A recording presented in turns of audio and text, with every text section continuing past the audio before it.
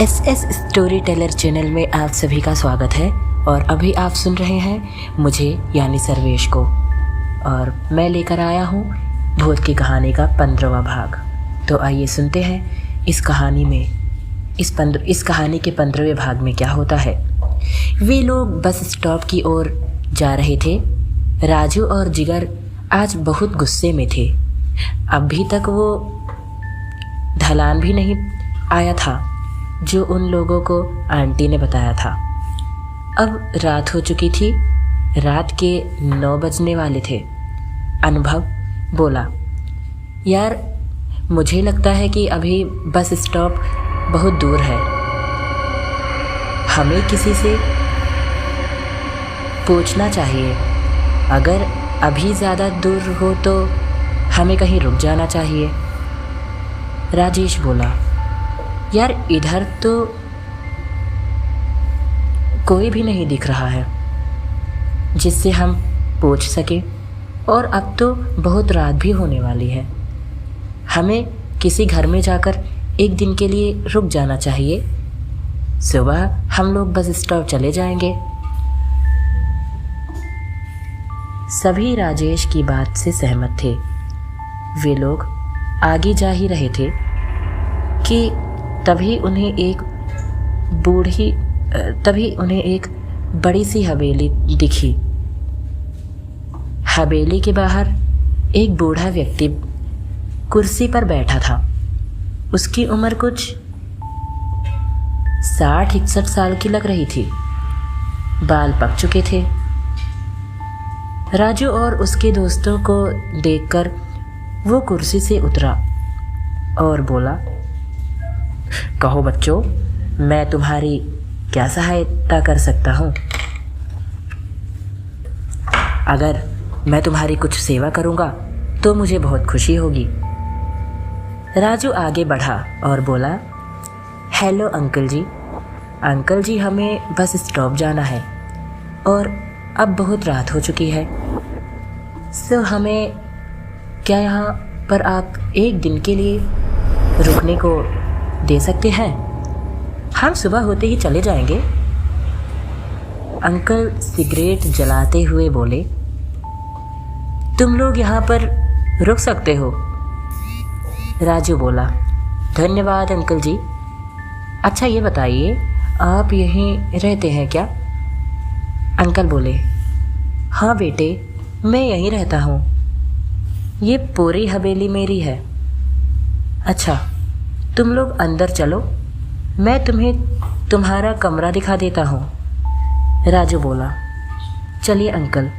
वे लोग उसके साथ अंदर गए। हवेली बहुत सुंदर थी। उस हवेली में ऐसी सजावट थी जैसे मानो वहाँ किसी की शादी हो। राजू बड़े आश्चर्य से बोला, अंकल जी, यहाँ इतनी सजावट क्यों है? अंकल के चेहरे पर एक अजीब सी मुस्कुराहट थी। वे उन लोगों की ओर देखते हुए बोले, अरे बेटे, यहाँ पर इतनी सजावट इसलिए है क्योंकि आज मेरे लिए बहुत खास दिन है। वर्षों का इंतज़ार आज मेरा पूरा होने वाला है। राजू इसका मतलब कुछ नहीं समझा। वे लोग कुछ समझ ही नहीं पाए। राजू बोला, अंकल आपका मतलब क्या है?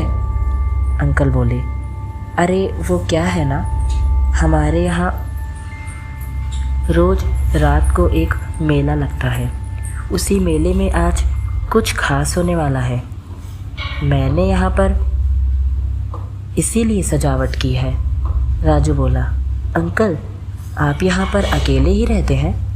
अंकल बोले, नहीं बेटे, मेरे साथ मेरे बेटे, मेरी वाइफ और मेरे कुछ दोस्त भी तो रहते हैं।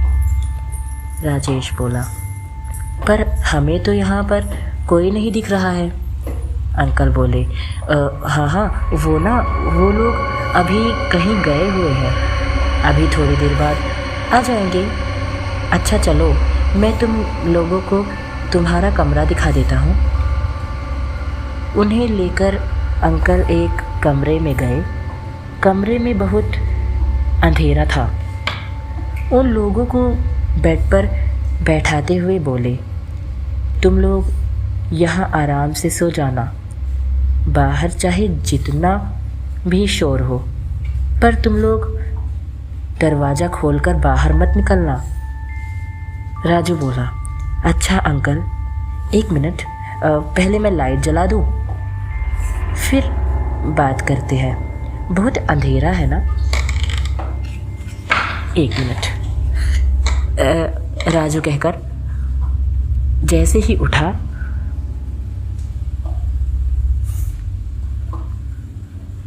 राजू जैसे ही लाइट जलाने के लिए बोर्ड की ओर बढ़ा, अंकल उसे खींचते हुए बोले, अरे अरे बेटे रुको, जब मैं चले जाऊंगा तब तुम लोग लाइट जला लेना, क्योंकि मुझे लाइट से दिक्कत होती है।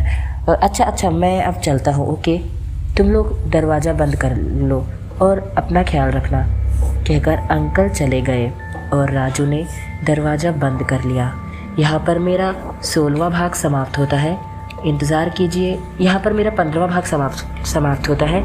इंतज़ार कीजिए 16वें भाग का। तब तक के लिए मैं लेता हूँ आप सभी से विदा। बाय।